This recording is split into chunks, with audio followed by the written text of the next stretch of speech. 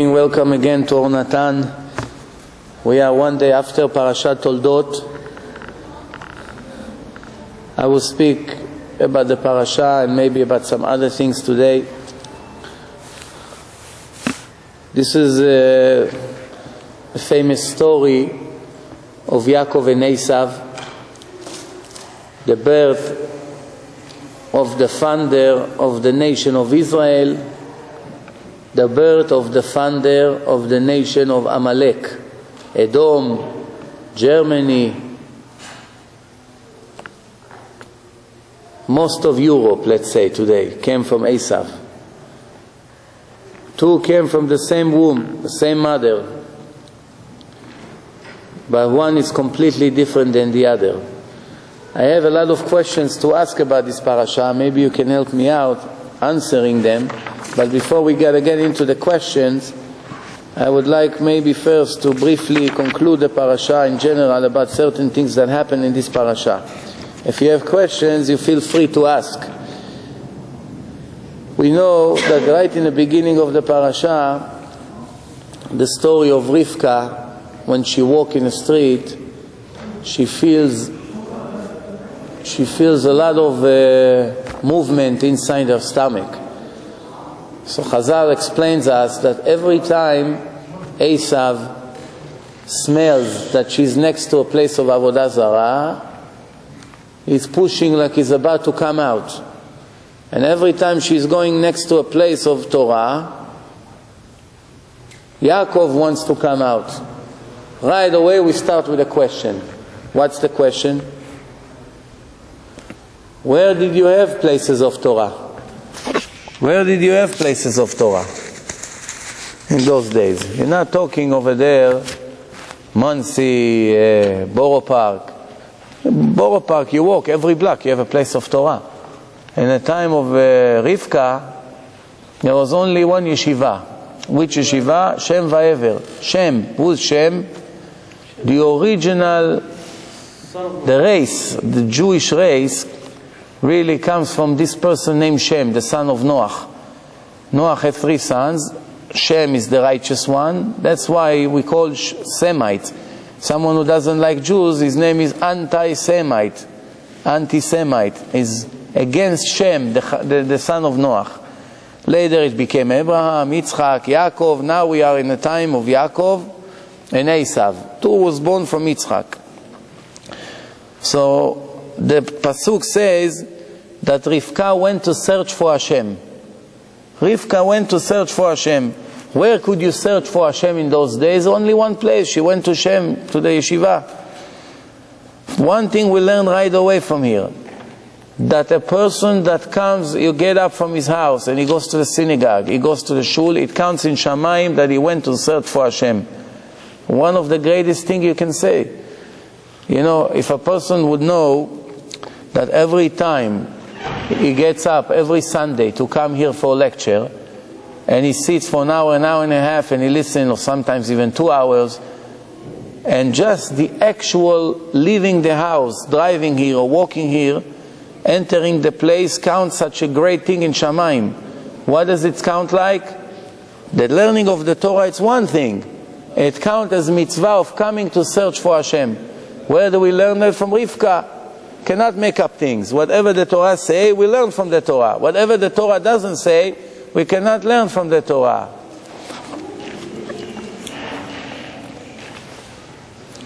Everyone asks this question, you know. We all know that when a person is created in his mother's stomach, there's a malach, there's an angel that teaching him the entire Torah. There's a very famous question, first of all, if this applies only to Jews, it also applies to Goyim also. What do you think? You know the way the birth is created, right?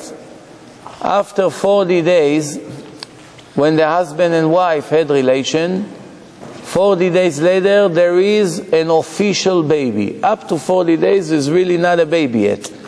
Life is on a process, being created. But right after 40 days, that's officially a boy or a girl. It's too late by then. You can pray as much as you want. Automatically, already it's too late. Why? Because there's already a boy. If I now come and pray that one of my sons will become a girl, what's the chances that we'll see such a thing? 1 to a billion. I don't say it's not possible. As far as miracle, everything is possible. Everything is possible as far as miracle. Why? I'll give you just an example. In the time of Alexander Mokdon, more than 2,000 years ago, if I would come and tell you a story that Alexander Mokdon will be able to fly in the sky and see the earth and see everything, what would you say? That's only in the movies. The Gemara tells us that Alexander Mokdon took a huge eagle, he tied himself to the eagle, to the body of the eagle. I guess it was a real extraordinary bird, and he flew with the bird. What really happened over there, I cannot tell you. But I just know that the Gemara said that he flew on the top of the eagle miles and miles away. And he was able to see things. There was even a goy. So that's against logic. Because the eagle, the higher he goes, it becomes colder. It's very difficult. Who can have done such a thing? It's not an airplane that you cover with a shield and you have some glasses and you have air conditioning, you have oxygen. That's a different story. An eagle can fly very high. But that's what the Gemara is saying. The Gemara knows that that's happened. Al achat kama v'chama, especially when we are not talking about a Jew here even. The Gemara doesn't have any interest to bring a story about a Goy king, unless if it really happened, because the Gemara is very objective. It tells you what really happened. Miracle can always happen. You know, I give you an example. Today, sometimes when guys and girls, they want to get married, and they both consider to be Baalei Tshuva. What does it mean, Baalei Tshuva? They used to live like Goyim, do whatever they feel like, and now they're in a process, they change, they're starting to keep Shabbat, they keep mitzvot. We know what Baal Tshuva is. No Baal Tshuva is similar to the other. Everyone has a different rate, different mark. One is 10%, one is 20%, one is maybe 50%. Depend on how much efforts he puts, how much is serious. But the point is like this. When a girl and a guy wants to get married, after they know that each one of them has not such a great record, as far as relations, they used to live not modest life. So one of the things that some people do is making an exam. What is an exam? Medical exam. Before they get engaged, they say, let's do a test to make sure, God forbid, we don't have any sickness, any AIDS, any problems. Why? Now you're righteous. But how do I know 5 years ago when you used to live like a goy that you didn't catch anything? There's no way to know. So in one way it's very logical. It's maybe mandatory. Come some rabbis and say, no, don't do it. Why don't do it? Because even if this person had something, as long as you didn't do the test and nobody in the world knows about it, nobody, all it needs that God is agreed to take it off, take the virus out of the body. And nobody will ever know that the virus was there, and nobody will ever know that the virus was taken out. And that's not considered to be a clear miracle. After you go and you've been checked and the doctor tells you that you have, chas v'shalom, this virus, now the chances that Hashem will remove the virus is billion times less. Why? Because Hashem, before He comes to make a clear miracle to a person, there is many, many difficulties before this decision is going through. Not that He doesn't want, of course He wants. But Hashem, the way He created the world, He limited Himself to certain things. One of the things is that He does not interfere with the law of nature, does not interfere with the law of creation. That means if you need to fly now, He won't make you fly unless if you're Eliyahu Navi. Unless if you Avraham Avinu, that you pick up sand and you throw it and it becomes weapon. People like these, few times in the history, Hashem interfered for them. Why? Because the Satan did not have any objection. He did not know what to say to prevent it. But if somebody like us, God forbid, found out that he has this problem, and now he is expecting Hashem to take it off, the Satan make revolution in Shamayim. So what's going on here? What is this? You gonna change the law of creation for this person, for this loser? It's no justice, and that's a big problem. As long as nobody knows about it, nobody knows about it. Not the angel, not the Satan. Only Hashem knows, because Hashem put it there. The same way he put it quietly, he can take it. That's why some rabbis said, don't go and check. Trust Hashem. If that's your shidduch, you take it with the good and the bad. Chas v'shalom, something bad happened, it's a part of your correction. It's a part of your correction. You have no way to know. That's what you have to go through.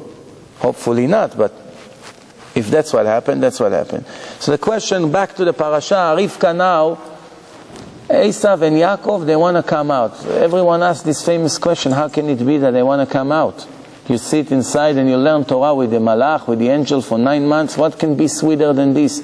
Who wants to leave the table when he learns with the angel and go to a shul or to a place? What for? Even yeshiva, okay, fine. Even Shem Va'ever. Who wants to leave it? How can it be that Yaakov? So Esav wants to come out, it's obvious.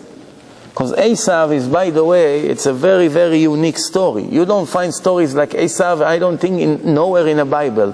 Who knows what's the difference between Esav and all the other wicked people in the history?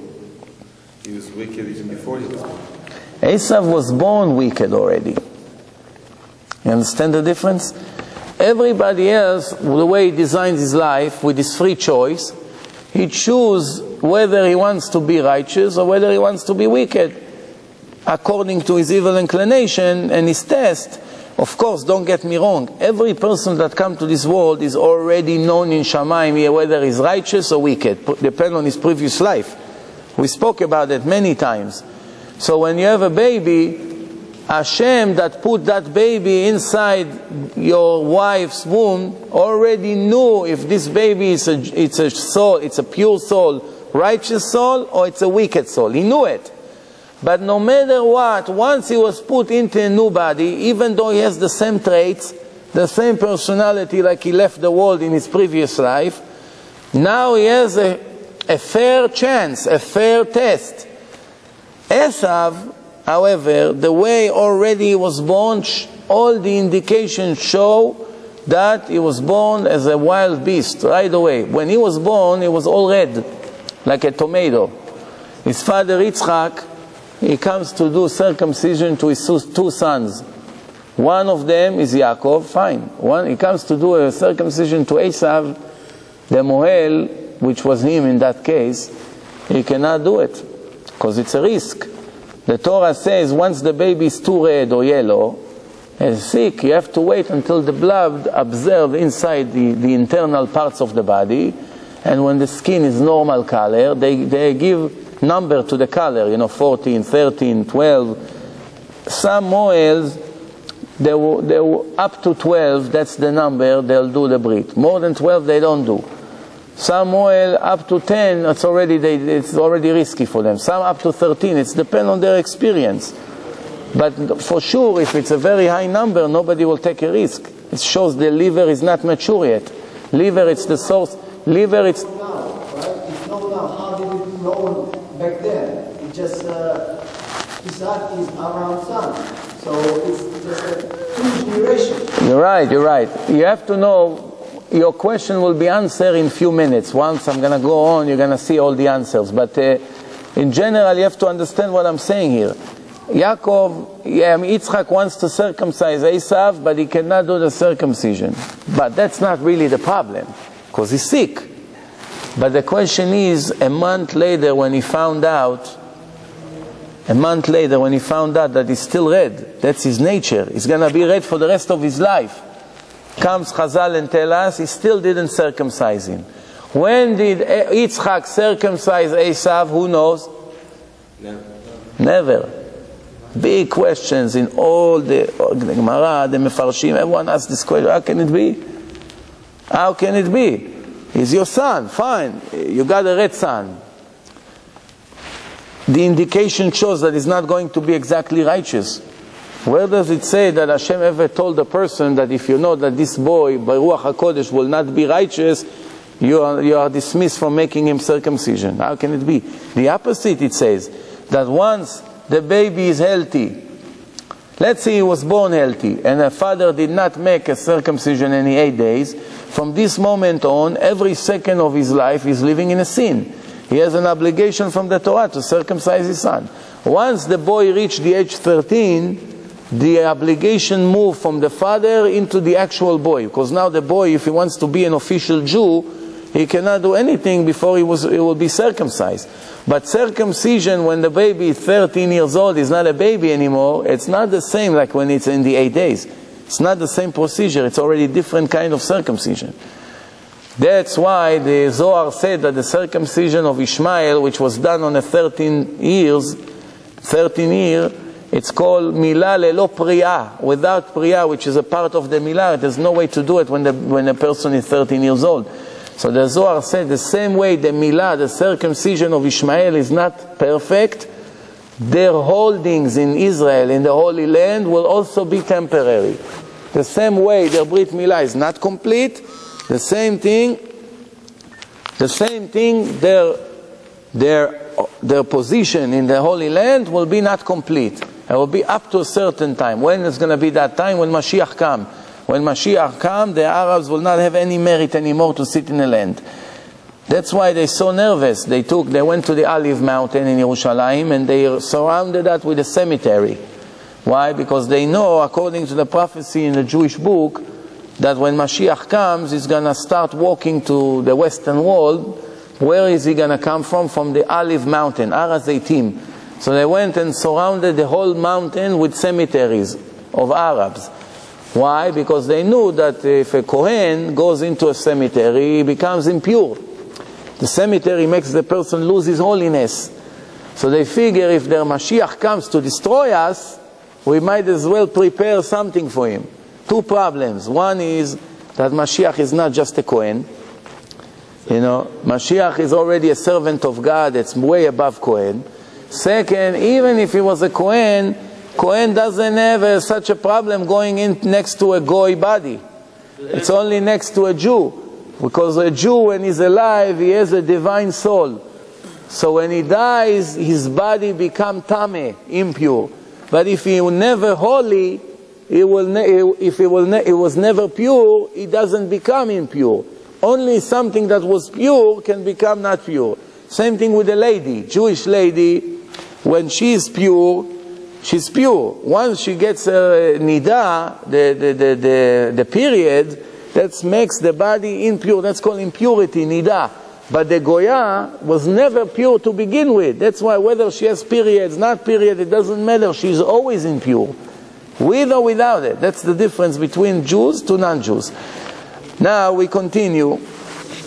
So first of all, this is one question. Now you're going to count how many questions we have in this parasha. If you have answers, maybe you bring me the answers. Question number 1, remember, Yitzchak never circumcised Esav, even though it's against the halakha. The halakha say you must circumcise your son, whether you like him or not, it doesn't matter. And if the father died or is not around, the Beit Din, the Jewish court, has to do it. They must do it. You cannot leave a Jewish boy like this without Brit Milah. And next question is, fine, Esav became 13, it's not a question, because he didn't want to become circumcised. He felt it's better I'll stay bein Noach, like a goy, I have only 7 laws to keep. What do I need is headache. That's the way he was thinking. That's Esav. That leads us to many, many other questions later in the parasha, but we're going to get to it. So next thing is, the Torah tells us that Yitzchak liked Esav more than he likes Yaakov. Is it possible to think such a thing? A father that is a rabbi, tzaddik, he has 2 children. One is righteous, sitting in a tent learning Torah all day. The other one is a hunter. Is it possible that the father would like the hunter more than he liked the other one, the one who learns Torah? I never saw one thing like this ever. If any, you can say he liked them equally. Even though this one is a tzaddik, this one not a tzaddik, they're all my children, I like them the same. But to like the wicked one more than the righteous, that doesn't make sense. This is Yitzchak, one of the 3 fathers. It's a very big question. And when the Torah tells us why he likes him, The Torah say, Ki tzayid befiv, because he's a great hunter. So it's a busha, it's a big shame, a big embarrassment to talk about Yitzchak like this. The Torah tells us that the father liked the wicked son because he's a great hunter, he brings the deer, he brings the... It doesn't make sense. So we have a clue here. You know, the Chazal tell us that Esav was a great con artist. He used to talk sweet talks and cheat his father left and right. Why the Torah say kitzayid befiv? A hunter doesn't hunt with his mouth. A hunter hunts with his hands. What does it mean tzayid befiv? Tzayid means a trap. He has a trap. How does he catch his victim? With his mouth. Sweet talker. He comes to Yitzchak and fool him left and right. He's asking him such question that he doesn't realize that he's such a wicked person. Around him, he pretends he's mamash minimum babasali. Minimum. He asks him, hey, I have salt. How much maaser I have to give from the salt? He asks him this kind of question. His father say, wow, what a machmir he is. But soon we're going to get some more understanding about this parasha. The next thing, the Torah says, Vayavo Esav min hasadeh vehu ayef. He comes from the field and he's tired. He went to hunt animals and chickens, and then he saw a deer running and he started to run after him. Once he was running, he met Nimrod. Nimrod was one of the kings, remember him? So Nimrod, the wicked Nimrod, the name Nimrod means let's go and rebel against Hashem. That's the meaning of the name Nimrod. Plural, Nimrod. It's like someone calling everyone, let's go and rebel against Hashem. You know, there are many kids in Israel, that's their name, because their parents are so ignorant, they don't even know what's the meaning of the name Nimrod. That was such a wicked Hitler in the Torah. His name was Nimrod. They went and called their son Nimrod. You understand? Nimrod. So that's one of the worst names to call a person, which definitely makes damage to his life. So if he found Nimrod, Nimrod tell him, how dare you coming into my territory to hunt? So he told him, let's get a fight and see. So Esav said, okay, give me a day, I'm going to come back to you if I want to fight you. He went to Yaakov, his brother, he said, listen, you're a smart person. Give me an advice. Should I go into a war with this Nimrod or not? So Yaakov said, listen, as long as Nimrod has the clothing of Adam, the first Adam, you're not going to be able to defeat him.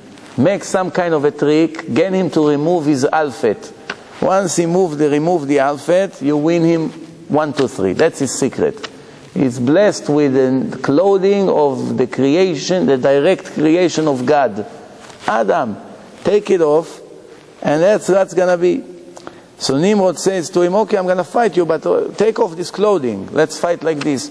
He didn't know what's going on. He took off his clothing. Esav killed him. So who's the killer of this Nimrod? You know now. Esav killed him. So that was a very, very hectic day for him. He came home, he's very tired.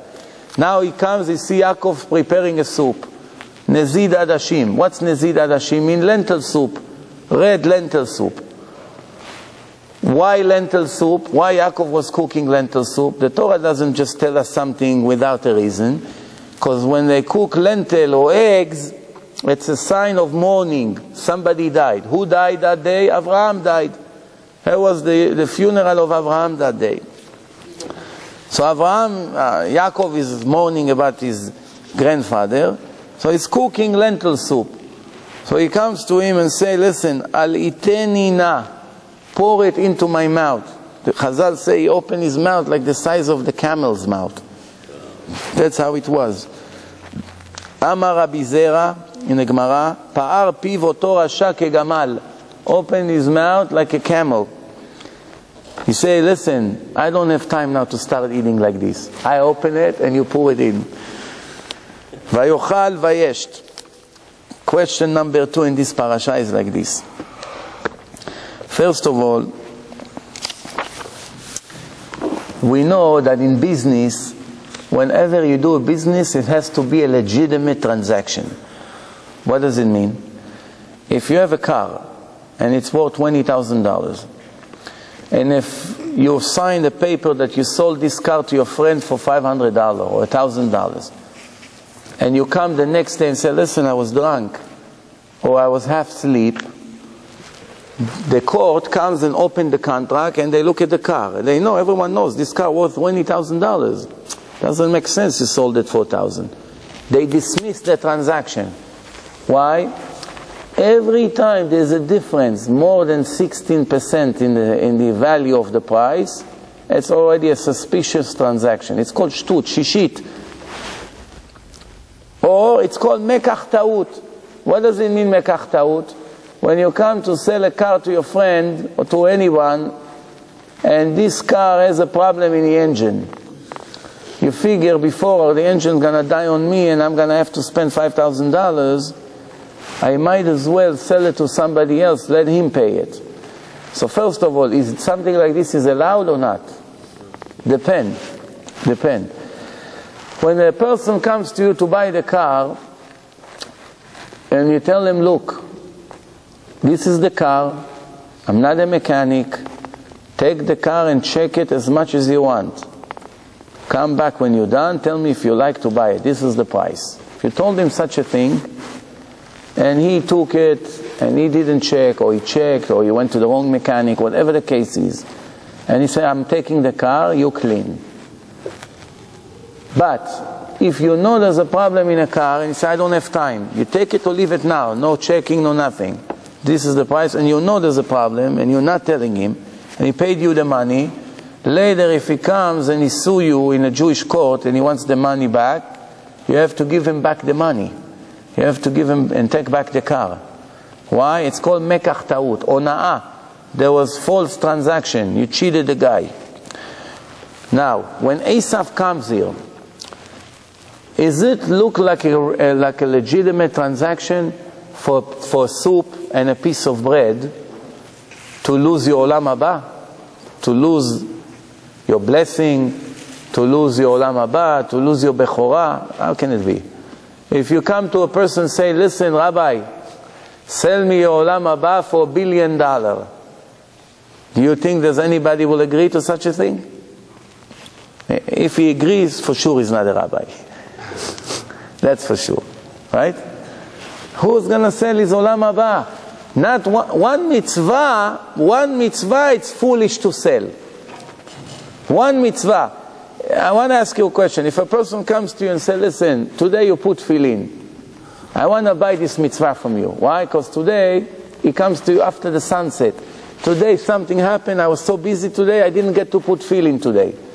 I want to buy one mitzvah of putting tefillin from you.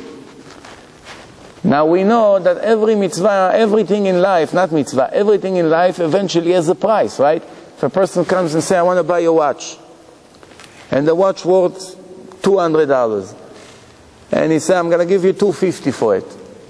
Not necessarily you agree, or you have time not to go buy a new watch, you're already used to this watch. You say 300, you say 1,000, almost everybody will sell, right? If you say 5,000, I don't know anyone in the world that will not take that offer. So what do you see in the end? Everything has their price. That's why I always tell you, everyone and you come and tell him, listen, come keep this mitzvah with me. And he say, no, I can't, it's too difficult for me, I can't. It's nonsense. There's nothing like this, I can't. There's, I don't want. It doesn't worth for me anything. It's not justify the efforts for me. All kinds of excuses. Therefore, whenever you offer him something, he will agree to do it. Right? If you tell him, listen, every day you come to learn in yeshiva, you get $1,000. No Jews would work. Everyone will sit in yeshivot, even the lawyers will come. Right? Why does he have to go and run in court, in traffic, headache, going over his papers? He comes, he learns Gemara, he enjoys, and he gets $1,000 paid. Everything is possible. If you tell a person, wake up every day at 6 in the morning, he tells you before 10, I don't even open one eye. Tell him, listen, 6 in the morning, every morning when you get up at 6, $1,000 cash is waiting for you next to your bed. Believe me, 5:30 you will be up waiting. Like this. The 1,000 is on the way. We learn from the story of Chizkiyahu HaMelech that if you take all the world together combined, it's not going to be enough to pay you for one mitzvah. You know, the Gemara says, what happened if one of your friends stole a mitzvah from you? You can sue him in court. And in Beis Din, how much is going to have to pay you? 200 zuz. You know how much is 200 zuz? 1 year of living. So if you make 100,000 a year, perhaps that's what he's going to have to pay you. Now, for what mitzvah are they talking about? You slaughter a chicken, right? Like you do in Kaparot, or some people until today, they slaughter the chicken in upstate. There's some people have some roosters. When they want to eat chicken, they don't trust the butcher. They check the knife, they make the bracha, they slaughter, and they make 2 mitzvot now. Now they take some sand and they cover the blood. So the question is, what happened if there was 2 Jews standing? One slaughtered the chicken, and by mistake, or not by mistake, the other one already took the box with the sand and spilled it on the blood. The blood was on the floor, and he covers the blood with the sand, and you tell him, hey, what's going on? That was my mitzvah, and he stole it from you. If you sue him in a Beis Din, he's losing the case. He has to pay you for that 200 zuz. That's the din. Why? Mitzvah, it's very, very expensive. The value of mitzvah is very big. Obviously, if he denies, you need a witness. If he doesn't deny, you don't need a witness. If he admits that he did it, and he just claimed that he did it not intentionally, maybe the Dayanim will try to convince you to let it go. Listen, he's your friend, please.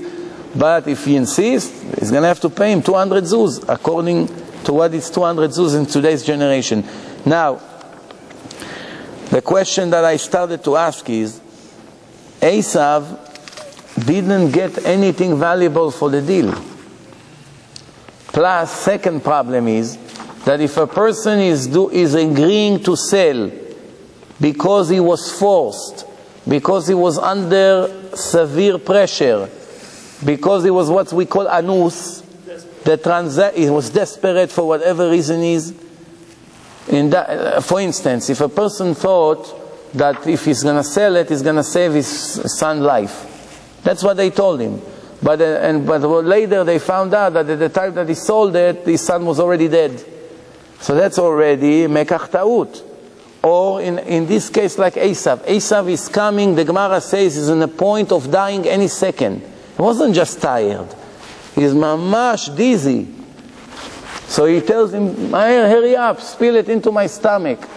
Once he did it, and Yaakov took advantage and bought his Bechorah from him, maybe it's non-legitimate transaction. It's cheating. So maybe he didn't buy the Bechorah. What do you say?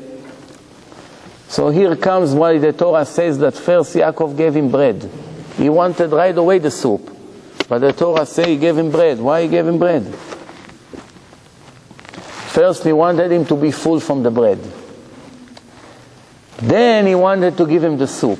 Why he didn't want to give him the soup first and then the bread?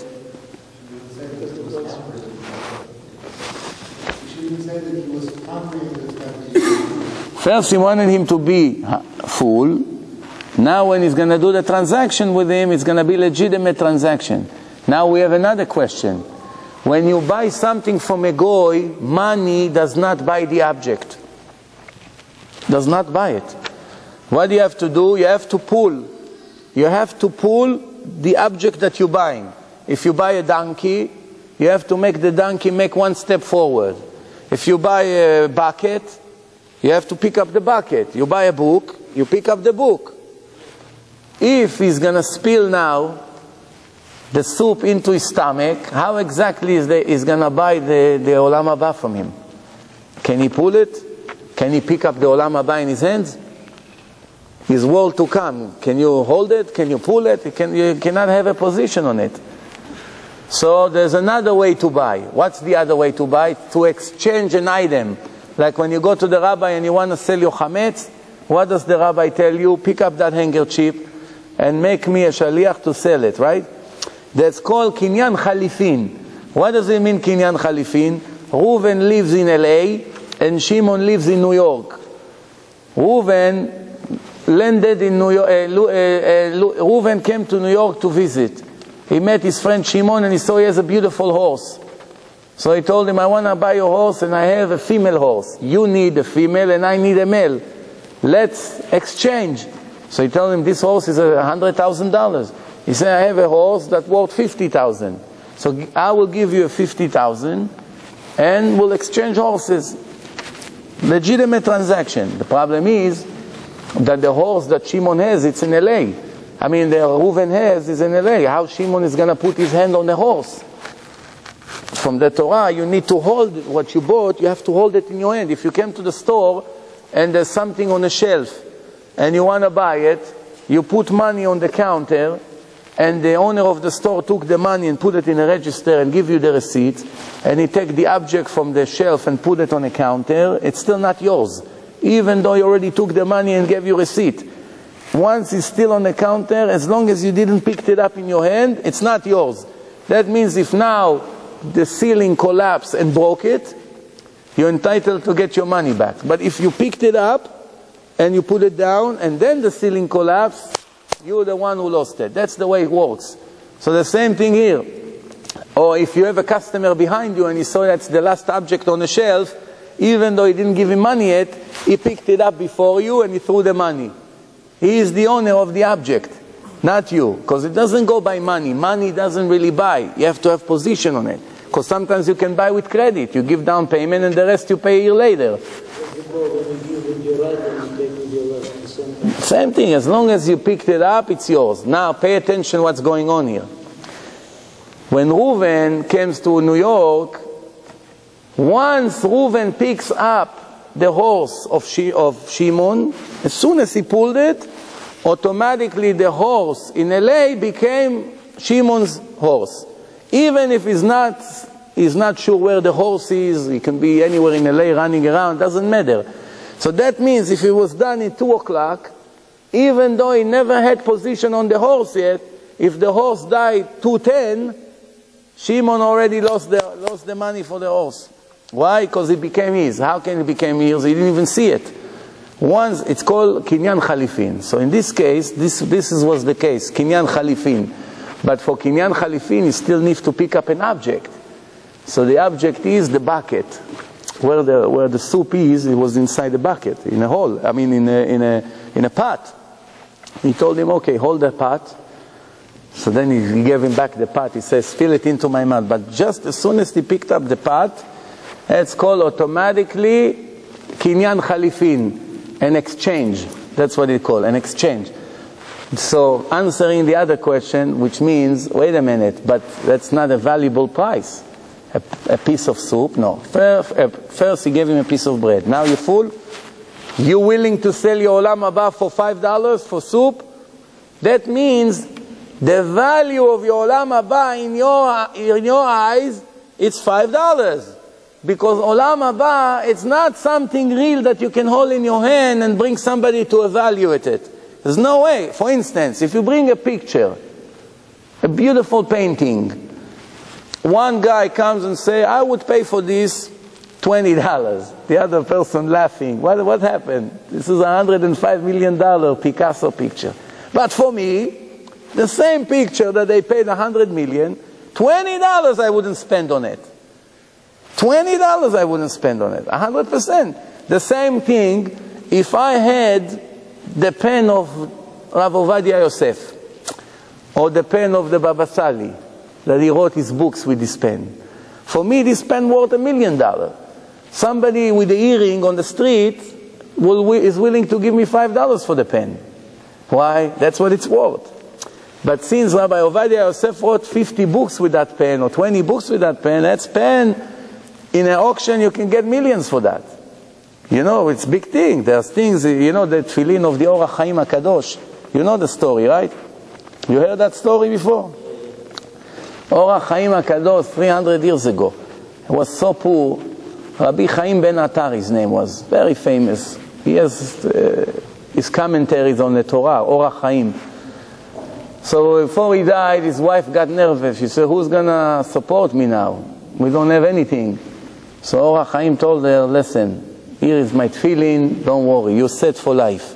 You make an auction, whoever pays you the most, you're selling the tefillin with one condition, that nobody will talk anything with this tefillin other than praying.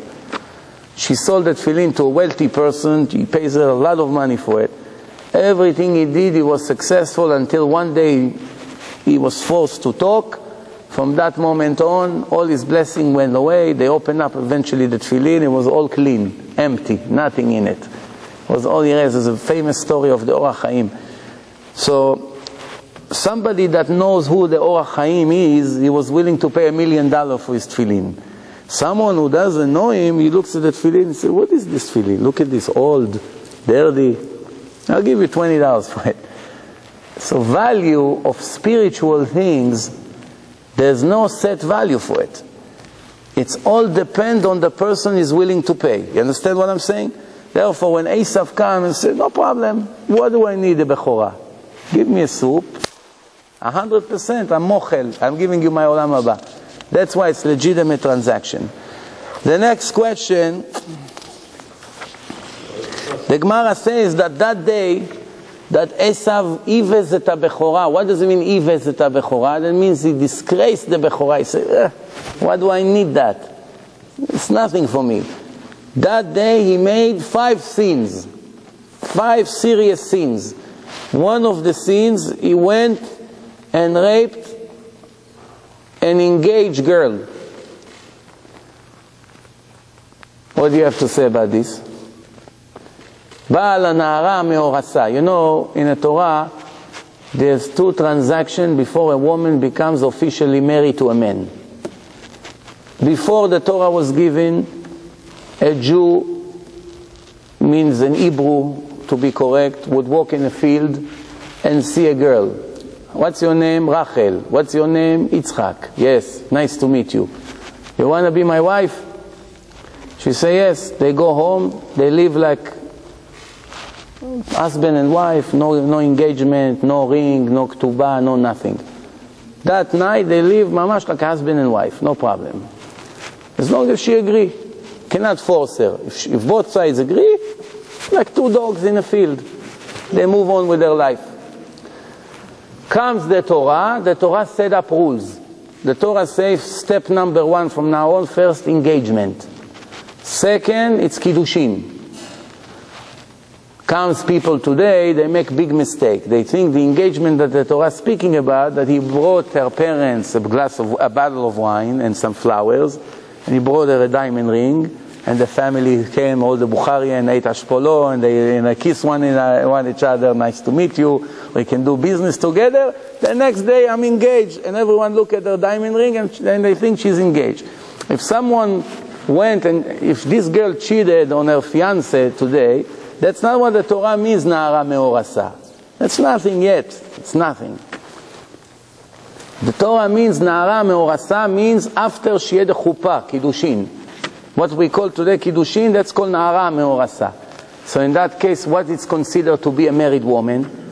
There's an engaged woman in the Torah and there's married woman. Engaged woman in the Torah means a woman after a wedding. Like tonight there was a wedding, she's already called na'ara me'orasa, but she's not married yet 100%. When is she going to be officially 100% married? After she move into the house with her husband and have relation for the first time. That's officially now he becomes their husband. Ba'ala. Ma ze ba'ala? Milashon bo'ala. The same thing, they had relation. You understand? It's called ba'ala.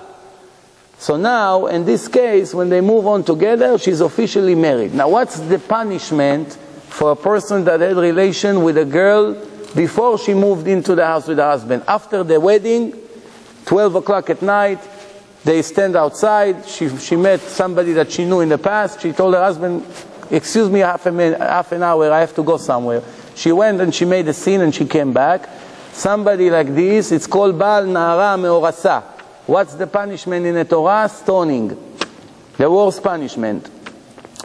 If she went home, she already had relation with her husband, and only a day or 2 after she went and cheated, Now she's an Eshet Ish, married woman, which is supposedly a little bit worse than before. Because now she's officially married 100%, not 99.9%. Comes the Torah and gives less of a punishment, which is called Srefa. A little bit less, one level less. How can it be? Should have been the other way around. Because Hashem wanted the people to realize, not to think that because this is Na'ara Me'orasa, that is not as bad as Eshet Ish. No, it's just as bad. That's why the Torah gave even worse punishment. Same thing in Yom Tov, in Muktzeh, in Yom Tov. Muktzeh, it's not allowed on Shabbat, and it's not allowed on Yom Tov. It's the same Muktzeh. But the punishment for Muktzeh in Yom Tov is worse than on Shabbat. Why? Because people may think it's Yom Tov, it's no big deal. Can move it.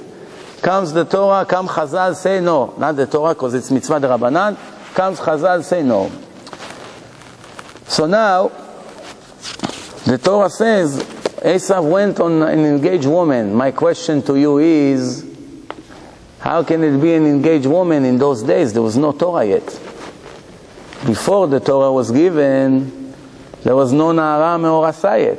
Remember what I just said before? He met her on a field, and they become husband and wife. 1, 2, 3. Give her a glass of wine and finish. The Torah says, Ba'al Na'ara Me'orasa.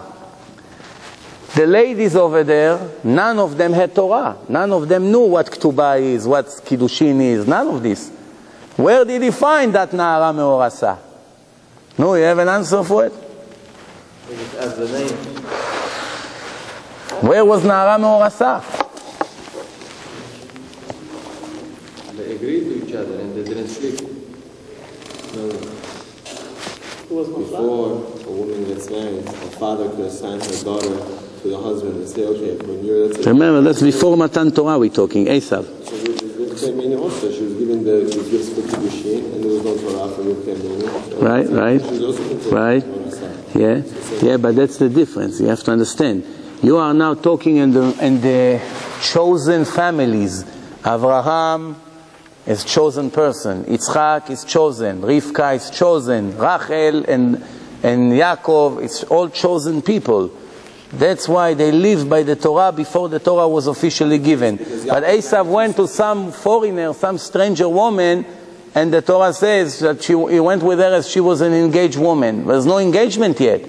Only to that family of Avraham Avinu, some of them knew about, eventually this is the way to get married, but other people didn't know. We have many questions in this parasha. Believe me, I didn't start yet. This parasha, I have to be a genius to understand how to put it together in a puzzle. It's very difficult. This book is fantastic. Brings up all the questions and put all of them with the answers. One other question. This parasha says that Hashem says, I'm giving you the blessing because Avraham, my servant Abraham, kept my Torahs and all my laws. Come Chazal and tell you Avraham kept all the laws, even laws of Rabbanan, which mean Eruv Tafshilin, some say Eruv Tchumim, but that's Avraham Avinu. I want to ask you a question. Everybody agrees that Avraham Avinu did not circumcise himself until Hashem told him to do it. Right? Now, everyone asks why. If he kept all the Torah, why he didn't circumcise himself before Hashem told him?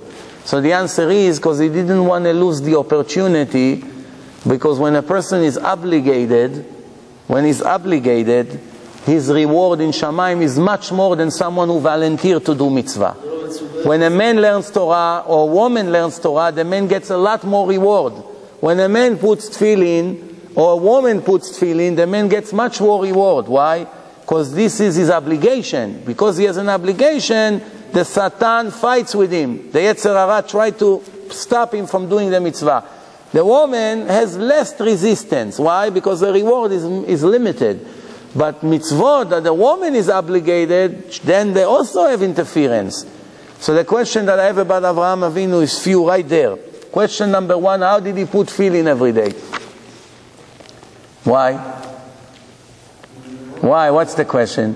The law of tefillin is the sofer that writes the tefillin can be only somebody that is obligated to keep mitzvah tefillin. Which means a woman that is not obligated to put tefillin, if she writes tefillin, that tefillin is not kosher. A goy, if he writes tefillin, even if he's a great, he has great graphic hands and he writes beautiful, since he's not obligated to keep the mitzvah of tefillin, then in that case, is not obligated, he cannot write tefillin. A little boy, younger than bar mitzvah, is not obligated to put tefillin. In this case, what? If he writes tefillin, it's not kosher. Now tell me, Avraham Avinu, before Hashem came to him and gave him the circumcision, all the mitzvot that he kept was all volunteering. None of them he was obligated. So the question is, if he was not obligated to keep the mitzvah of tefillin, he could never write himself a kosher pair. There was no kosher pair to get. You understand? That's one question. Second question is how Avraham kept Korban Pesach. If he was not circumcised, a Jew that is not circumcised cannot eat from the Korban of Pesach. Question number 3, if Avraham kept all the Torah, how did he keep Shabbat? Why? Because there's an argument in a Gemara. What's the laws of the fathers? Are they considered Jews or they consider Bnei Noach? Not really Goyim, but not officially Jews.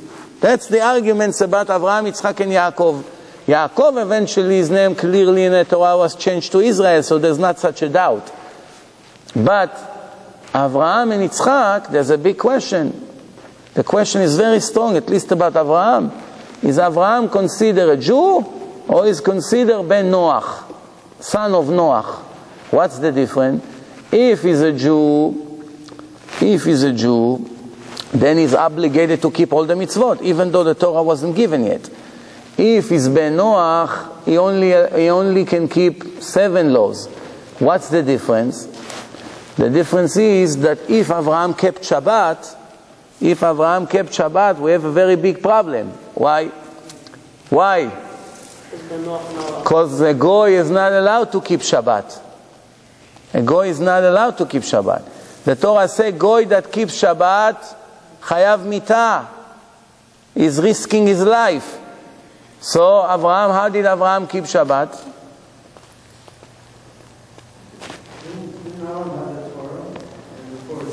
We do not know. There's an argument in the Gemara, 2 opinions. If Avraham considered to be official Jew or is Ben Noach, righteous Ben Noach. We do not know. There's 2 opinions. So according to the opinion that Avraham was Ben Noach, how exactly he kept Shabbat?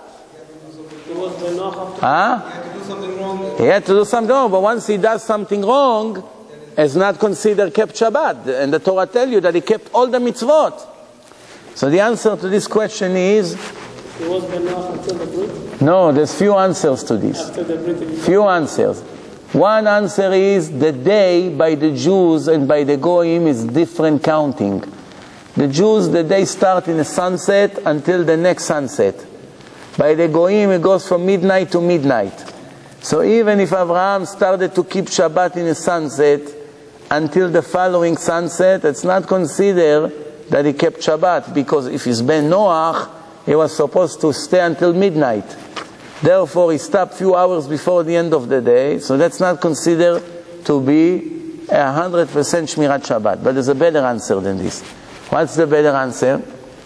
If a Jew put a talit on Shabbat and he walk on the street in Queens Boulevard.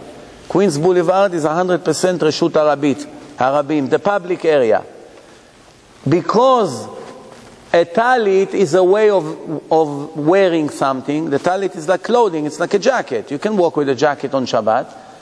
Because you put the talit and it's a Jewish custom, a Jewish tradition to wear it, and people wear it on the street. Therefore, if Avraham was a Jew, then he's allowed to keep Shabbat, no problem. He walk with the talit on the street. The talit is not considered tiltul. If he was a goy, that talit, goyim don't wear talit. So once he walk on Shabbat with the talit, here you go, he's Mechalel Shabbos, he's not keeping Shabbat 100%. So there's ways around it to put it that both opinion will be correct. But it's a little bit complicated. A little bit complicated. You know, the question is,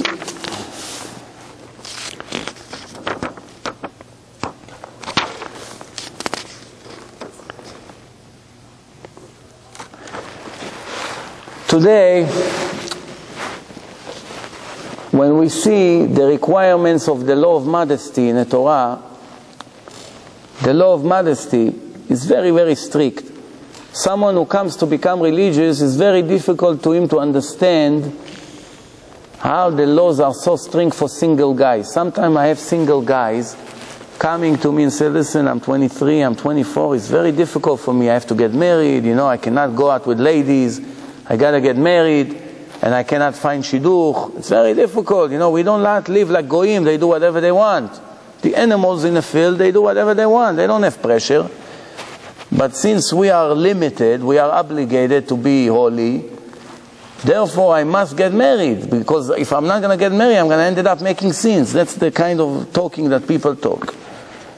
But you know that in the old days, even the goyim never touch one another before the wedding. You know that? All the goyim.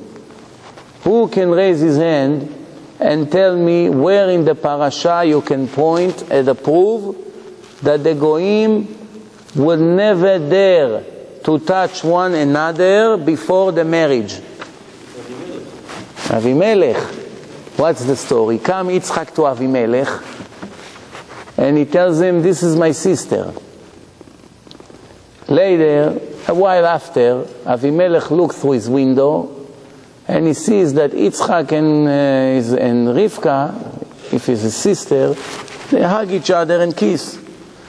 And he looks through the window. Comes Avimelech, all shaken up. What's going on here? You told me that she's your sister. This is your wife. Why you cheated? Why you lied to us? You brought all this bad curse on us. He's all fuming. What's the proof here? The proof is very simple.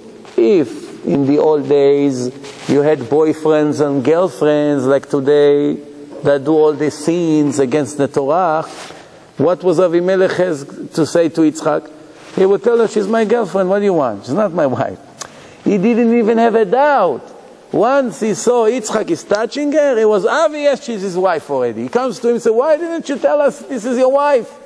There was no reality of girlfriends bichlal. This is a proof, solid proof in the Torah, that some people thinking, what, you want to tell me in the old days people only had relation after the wedding?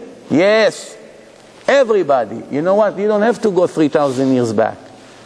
Until maybe 200 years it was like this already. 200 years. For sure in the time of Rashi it was like this. Because Rashi writes in one of his words, Rashi, that even all the goyot was virgin. Kept their virginity 100% until the wedding. In the time of Rashi, 900 years ago. We don't have to go that far. We have proof that is only up to 200 years ago people started to cheat and break the covenant of marriage. You know, Rashi, when Rashi explains the Chumash, it's not just a regular explanation like commentaries on the Chumash. First of all, you have to know that everything that Rashi writes, it's either Midrash or Gemara. 99% of the words of Rashi, it's quotes from the Midrash or the Gemara.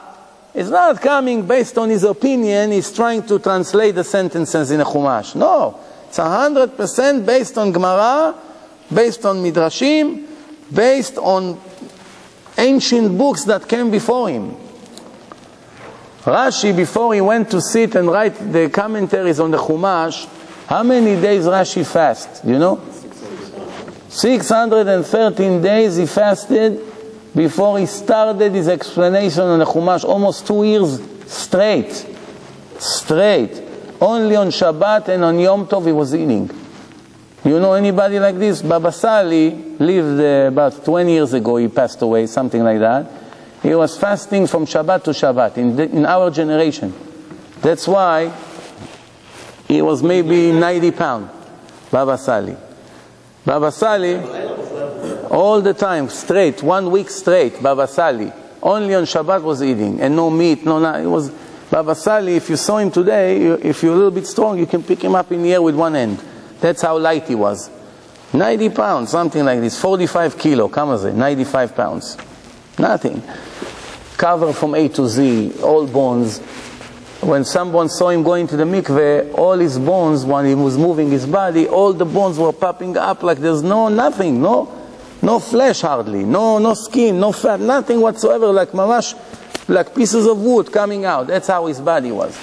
This is in our generation. Go now 900 years back to Rashi. When Rashi passed away, he came in a dream to his grandson, the Rashbam. Rashbam, in the middle of the explanation of Rashi on the Gemara, when he got to Masechet Baba Batra, right there in the middle, in Perek Shlishi, he passed away, Rashi. He didn't finish the job. Who came to finish the job? His grandson, the Rashbam. But when Rashi was in his life, he was learning with his grandson, the Rashbam. And he didn't know how great is this Rashbam, the young rabbi, his grandson. Only after he passed away, he came to him in his dream, he said, now when I'm in heaven, now I only realize how great and holy you are in Shamayim, Rashbam. And that's when he told him how he fasted before the translation of the Chumash. That's the source. The source that almost 2 years a person before he comes to write an explanation to the Chumash, translation to the Chumash, commentaries about the Chumash, almost 2 years straight he fasted, except Shabbat and Yamim Tovim. You know what it is? The holiness of Rashi. And Rashi, how do you know, who knows the trick here? How do you know that everything that Rashi wrote was based on 100% knowledge and nothing was a guesstimate or estimate? Everything that he wrote, that was 100% solid. Who knows? Maybe he had doubts and anyway he wrote it. Because you find time when you have Moshe, remember my lecture from a year ago. Because Rashi, if Rashi was making up some assumptions, then we will never find throughout the whole Chumash places that he writes, and this one I didn't know what it means. There are few times in the entire Torah and Chumash and Gemara that Rashi writes, Velo yadati mahi, I didn't know the source, or I don't know what it means. Or sometimes he writes, I assume that this is what it means. Or he gives two explanations from two ancient rabbis, and he says, in my opinion, the second one is more correct. Every word by Rashi is very, very precise. You'll never see Rashi explain something if he had doubts about it. If he had doubts, he wrote, Velo yadati, and I don't know. Because there's some exception to the rule, it comes to indicate about the rules, which means that all the other times that Rashi wrote, it's 100%. You know 100% kiven ledat Hashem. So, the story now with Avimelech, that Yitzchak becoming very wealthy. Thank you. Baruch atah Adonai Eloheinu melech haolam שהכל נהיה בדברו.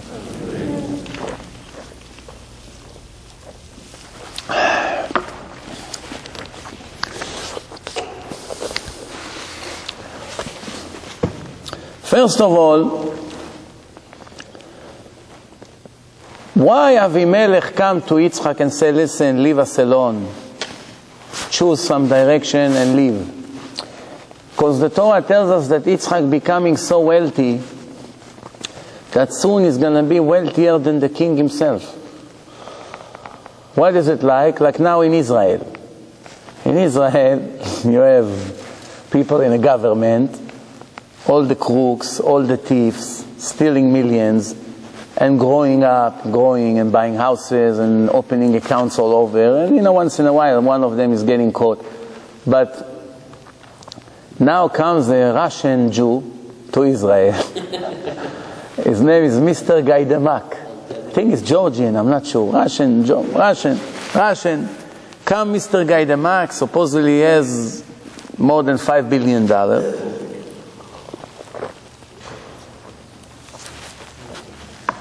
And he became the Jewish Santa Claus. Everyone who has a problem, come to Mr. Gaidamak. When the rockets were coming from Lebanon, All the north were under attack for 1 month. I cannot maintain normal life. Come Mr. Gaidamak, open up a country club somewhere. He brings all the people that wants, free of charge, hotel, motel, whatever they want, playing for 1-2 weeks. Every day spend $500,000 for 1 month. Everyone goes to hotel, he pays the expenses. Now the Hamas shoot rockets in Israel. He took all the children of the city of Sderot to hotels in Eilat. Go to a safe place until they finish shooting, until the government will know what to do. Now you may think the government should be very happy. Hashem sent them an angel to help them to take the pressure off. Now they're very upset now. Why? Because now already they see the survey that if he's going to go and run to the Knesset, at least 1 million people will vote for him. In a country that they have 5-6 million Jews, 1 million Jews will vote for him because he's Baal Tzedakah. That's very bad. Here, Russian mafia will be in 4 or 5 years a minister in the Knesset. He's going to make decision. All of a sudden, Israel will own by a Russian mafia guy. You understand? By the way, there's a story about him. You know, Erev Yom Kippur. You heard that story? This story is very good. In Yerushalayim, there's a very big tzaddik. His name Rav Reuven Elbaz. Rav Reuven Elbaz is the head of Yeshivat Or HaChaim in Yerushalayim. He is the pioneer in making Jews religious. The pioneer, the first one who started that 40 years ago. When nobody really know what does it mean to go to somebody in a kibbutz that eat for breakfast pork with melted cheese on it in a kibbutz, and he doesn't know what Pesach even is. In Pesach he drink beers non-stop, to come to him and try to make him religious, or to all the other non-religious people. Rav Reuven Elbaz, the first one. Eventually he had a big movement. He opened 200 different foundations. Kindergarten for girls, yeshiva for boys, Baalei Tshuva, synagogue here, mikveh there. It's growing, mamash kmo Yitzchak and Avraham. It's growing. One day Rav Reuven Elbaz get confidence and he decides that he's going to open the biggest yeshiva in the world for Baalei Tshuva. Finally the Sephardim is going to have a real palace, mansion, something really big. The Hasidim has plenty. The Litvaks, the Litaim has plenty of buildings. It's about time something will have for the Sfaradim in Israel. So he decides to build yeshiva 8 floors up. 4 floors under the ground and 4 above the ground with elevators, something nice, beautiful. So he thought that because he's so famous and so many people helping him financially and run after him to give him charity for his foundation, for his organizations, so now he's going to walk around the world and people will give him for the building. In reality, that wasn't the case. The building was so expensive and it got him almost to bankruptcy. What happened is, just when the building was stuck, he cannot move on, he fired half of his rabbis, his yeshiva shrink by half, he started to close one after the other, the organization. He's in the process of chapter 11 already. Last Yom Kippur, and you know, he's a very emotional person. He takes it very bad to his heart. Very bad. Last Yom Kippur in the morning, the last day of Slichot, somebody decided to bring Mr. Gaidamak to the Slichot in his yeshiva Or HaChaim. The problem is, it's like when I came to this building the first time. There was a ladder here, nothing was here, everything is not finished. That's how the yeshiva looked. Wires coming from here, leak from here, in the middle of construction. Come Mr. Gaidamak to the Slichot, he saw 500 tzaddikim with the talitot and tefillin, screaming, shofar. A Jew is a Jew, something woke up in his heart. He comes to Rav Elbaz after the Slichot, shake his hand, he says, tell me, Rabbi, why you don't finish the building? He said, oh, that's a question. This building took 6 years of my life. I'm not sleeping at night. I cannot finish the building. I don't have the money. How much money you need?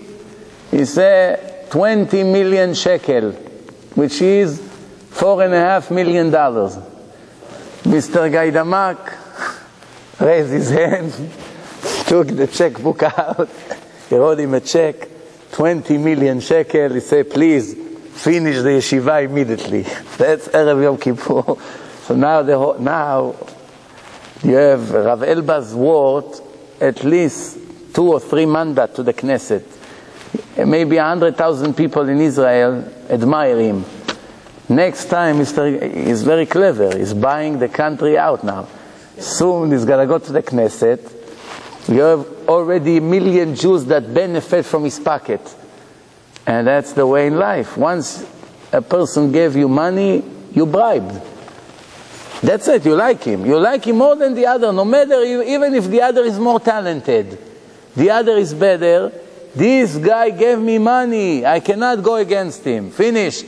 That's the way the world is. It's very clever. So today somebody in Israel says, we have to make a law. Someone told me that. Let's make a law that he cannot vote to the Knesset. Cannot get elected. Why? We want to make a law that people cannot buy votes. This is called bribing the votes.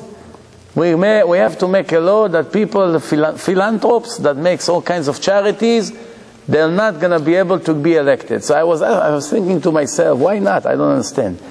These people should be the first one who get elected. Finally somebody does something for the public. Usually always the public does for the politicians.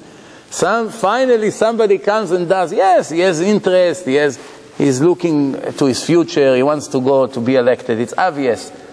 It's a matter of months until you hear he's going to run to the Knesset. But what's the difference? I don't understand. In America it's like this. All these people who go to get elected, this is the billionaires. Someone who doesn't have a penny, someone who made $20,000 a year never runs to be the president. Who runs to be the president? People who have billions and can generate billions. It's all money. All over the world is like this. When it comes over there, they disagree. They don't want. Back to our subject. One question we have here. Time is running out. I'm going to give some time for questions, even if it's off the topic. Yitzchak tells Esav, it was Pesach, that day. Go bring 2 goats and slaughter them for me. Make sure you clean your wife and sharpen your wife very good, that you slaughter, that these goats will be kosher, will not be taref. Question number 1, first of all, why Yitzchak wants 2 goats? Chas v'shalom, Yitzchak is like these people that go to the picnic with the grill, the mangal, go like this on the steaks in a park. Yitzchak need 2 full goats to eat for lunch. What is this? 2 goats? 2 goats, all of us can eat from 2 goats. It's big. Why does he need 2 goats? Plus, you have to know the secrets of this whole thing. Esav is a continuation of who in the Torah? Huh? Continuation of whom? Cain. What's the difference between Esav and Yaakov? Is that Esav is a continuation of Cain. And Cain, when Hashem told him, bring me a sacrifice, his sacrifice was not complete. Because his sacrifice was not as good as Hevel, and Yaakov is a continuation of Hevel, it's parallel story in the Torah. So Hashem comes and says, I'm going to accept the sacrifice of Hevel, of Yaakov. So Yaakov, Hevel, corrected himself already 100% in his previous life, right? Cain has a defect in his sacrifice. Come Yitzchak, he knows that this Esav is continuation of Cain. He said, I'm going to give him the merit to correct his mistake from the first sacrifice. That's why he tells him, make the knife sharp, make sure you cut it 100%. Today it's Pesach, we're going to sacrifice those, it's Korban Pesach. There's only one problem. If you go to the butcher and the butcher driving on Queens Boulevard on Shabbat, or opens in business on Shabbat, or smokes cigarettes on Shabbat, and you see him by the place where they slaughter the cows or the goats, he has a big knife, and he is the slaughtering guy, the shochet. If he shochet, mamash, he has hands of gold, he shochet, the best shochet. If he shochet the goats are allowed to be eaten or not? Kosher or not? Not kosher. Mumar ledavar echad, mumar la Torah kula. As a Jew is not keeping Shabbat, is considered a mumar. It's like a person who's like converted to a different religion. Not only to the Shabbat, to everything else with this. Now comes Esav. Esav is the biggest mumar. Where did you find bigger mumar than him? His father Yitzchak tells him, go make sure you sharpen, Rashi writes, sharpen your knife, make sure you slaughter it 100%. How can it be? Even if you sharpen it until tomorrow, until there's not going to be a knife left, this slaughtering is not kosher slaughtering. No? What do you have to say about this? You saved me, Baruch Hashem. No?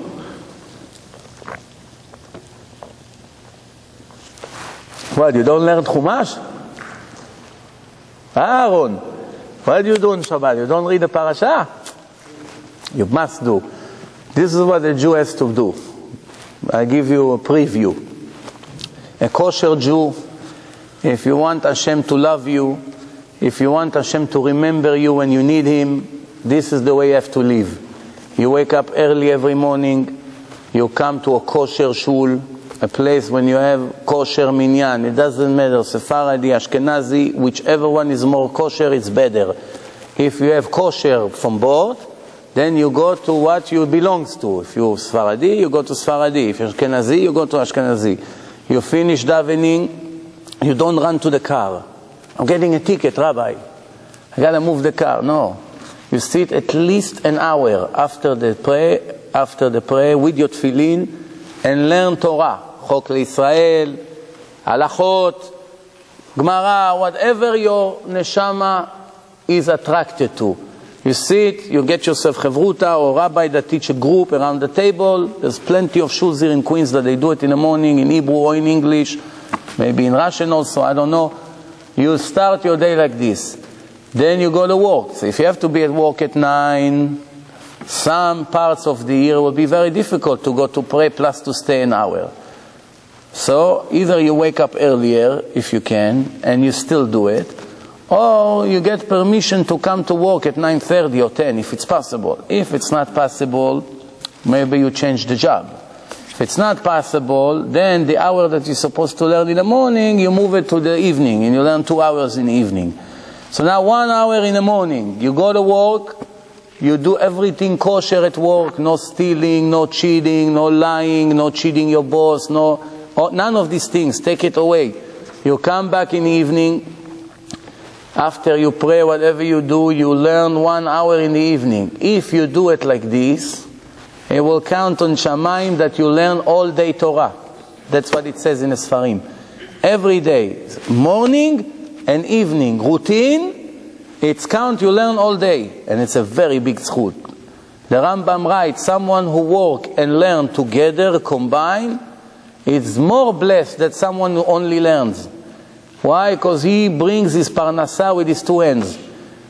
Everyone thinks, oh, I'm learning all day, I'm much better than you, you're only learning 2 hours a day. Not necessarily, depend. If this person is called Ilui, somebody genius, someone that is with bright future, he must learn all day. There's no point of going to work. The people has an obligation to sponsor him, because the Jewish nation needs somebody like this. But if it's just an ordinary learner, as long as he's single, it's mitzvah to learn as much as possible. Once he gets married and there's problems in the house, there's no parnasa, it's not a shame to work and to learn at the same time. But this is only when he's learning every day without missing even 1 day. Because the way of the Yetzer Hara is like this. He comes the first day, Sunday, he learns. Monday, Sheva Brachot. Tuesday, Chanukat Habayit. Wednesday, his friend has birthday. Thursday, there's a lecture of one magician with music. And coming the next Sunday, oh, Baruch Hashem, today I learn again. So after a week, you learn 2 hours the whole week. That's busha v'cherpa. It's nothing. Every morning, every evening. If you have a job that you're free to do whatever you want, like you own a business, you own a store, it's not enough for somebody like you 2 hours. Why? Because I'm sure you're taking off whenever you want. You want to go rest, you rest. You're going to go buy something for the house, you take 2-3 hours off. That means you have free time. You have free schedule. You have free schedule, you have to push as much as learning as possible, as long as it doesn't ruin your business. Not on the expense of losing the business. That's it. Now, come Shabbat, this is your test in Shamayim. Someone who work all week and learn morning and evening, as I just said, comes Shabbat, this is the way Hashem will judge your whole week, based on the way you behave on Shabbat. If you're eating the chulent or the osavo and a minute after you're already sleeping until mincha, then Hashem will tell you you're a liar. You didn't really want to learn. Not because of work you didn't learn. If you didn't have work also you didn't learn. Why? Here, look at Shabbat. Shabbat you don't have work.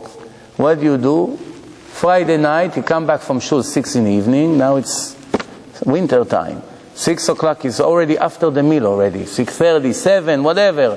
From 7 to 12, what does he do?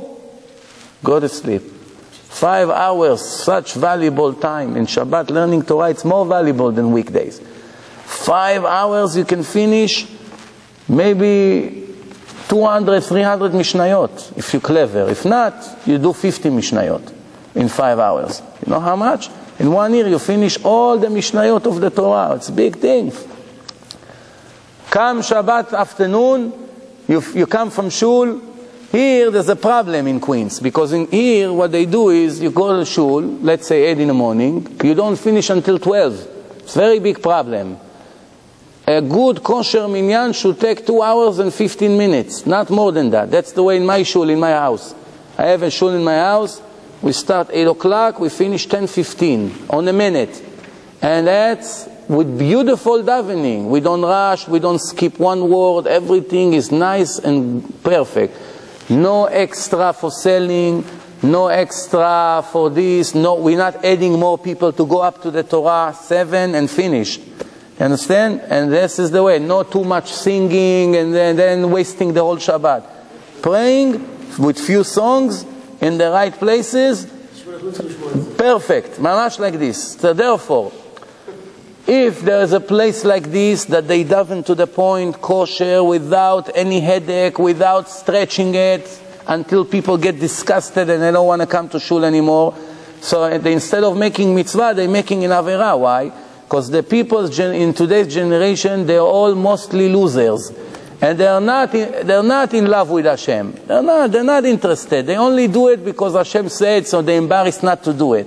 It's not like a real Jew is waiting when I'm going to finally get to the yeshiva, when I'm going to finally get to the shul.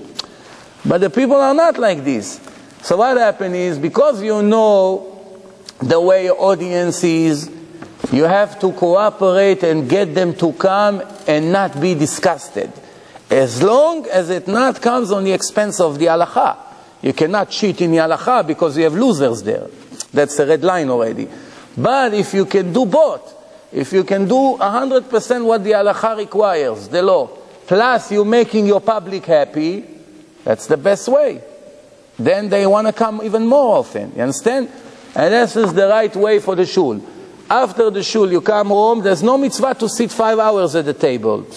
1 hour, it's enough, the most. You eat, you make kiddush, you say divrei Torah, 5-10 minutes on the shulchan, you finish, you go, if you want to take a walk, few minutes just to refresh yourself. And what do you have to do? You take the Chumash and you read the parasha with Rashi from A to Z. Friday, if you have time before Shabbat, you do Shtayim Mikra Echad Targum. You go over the parasha twice and the explanation of the Targum.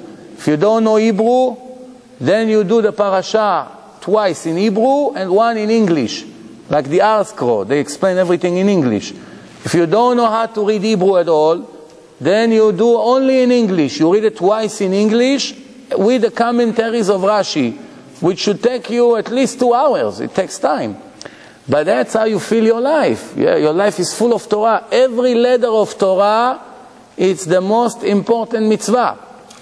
If somebody call you now in your beeper, there's a pregnant woman across the street, Jewish lady, you have to take her to the hospital. You run like crazy. Wow, what a mitzvah I have. You go to the hospital. You stay there for 2 hours until they finally come. Say, oh, Baruch Hashem, you were there. You brought her to the hospital, the emergency room, to the delivery room. Thanks to you, she has a boy. Very nice mitzvah you did. That's one mitzvah. You read 2 words in the Gemara, it's already better. This is the way it is. Just I give you an example. If a person tells you, I'm giving you a room full of diamonds, just come and collect. Or he tells you, I send you to a mine where you have to take like an axe and break the axe. It's like mines, it's very difficult. You have to break and search until finally you find a piece of gold or diamond. Did you ever see the size of the mines of the diamonds? Did you ever see how big they are? You saw the size of the mine or no? I'm trying to imagine a place. Try to imagine from here, from Queens Boulevard, all the way to maybe 10 blocks. 10 blocks in radius of 10 blocks and very, very deep. I have a picture of a mine, of diamonds mine, and there's a truck inside. The truck looks like a bug in comparison to the hole. How huge is the hole? How deep they have to go? It takes who knows how many years to dig such a thing inside, to get to the diamonds. That's why it's very expensive, diamonds. What do you think? You take a little piece of diamond, $20,000 for what? Because the work to get there, it's impossible. It's such a work. So the point is, we have to know.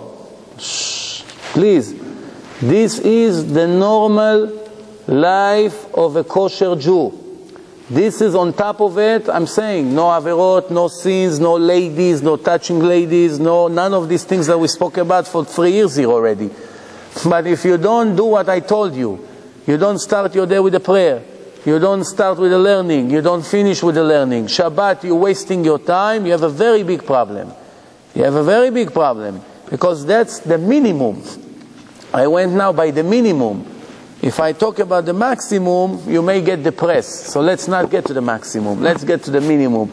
If you do what I told you, believe me, you'll be okay. And plus, it will automatically improve your lifestyle.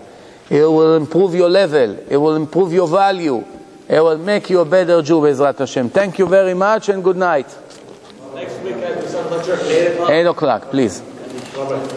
I'll wait for that. To announce? This is public.